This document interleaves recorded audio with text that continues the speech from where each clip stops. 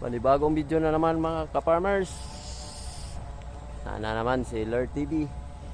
Naata karon sa sagingan ako ka-farmers. Gagmay pa kayong saging. Ako siya giabunuhan og 14-14. Sa buno mga ka-farming ako gibutang sa lubong nako.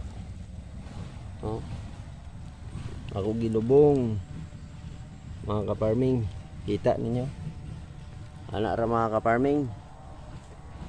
Sa diskarte kay para lahutay ang atuwang tanom mga ka-farming kay di mga ka-farming nagdiwang gyud din taon eh. Ako ra na siya og sukan mga ka-farming. Sa kilid. Kay bata pa man gud siya.